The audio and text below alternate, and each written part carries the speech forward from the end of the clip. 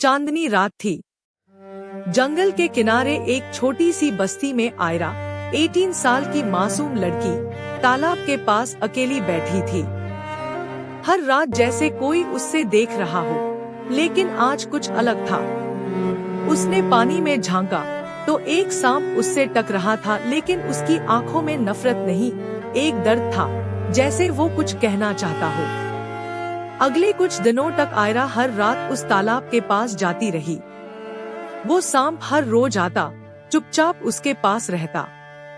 एक रात उसने कहीं से बोलने की आवाज सुनी। मत डरो आयरा, मैं तुम्हें चोट नहीं पहुंचना चाहता। वो घबरा गई, लेकिन आवाज उसी सांप की थी। सांप इंसान की तरह बोल रहा था।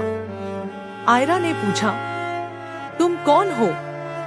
सांप बोला, मैं एक साड़ी हुई रूह हूँ, एक नाग। मुझे सालों पहले धोखा मिला।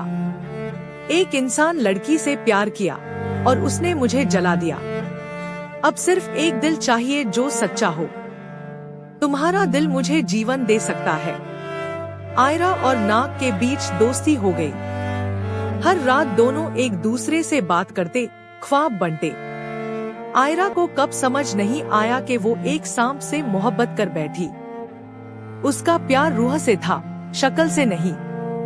अगर तुम इंसान होते तो मैं तुमसे शादी कर लेती, आयरा ने एक रात कहा।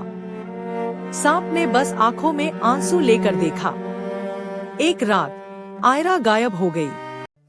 पूरी बस्ती में छक्का छक्का। तालाब के पास एक चूड़ी और कुछ लहू के निशान मिले। लोग कहते हैं सांप ने उससे खा लिया, लेकिन असली सच कुछ और था। 10 साल बाद एक औरत तालाब के पास 2 छोटे बच्चों के साथ देखी गई।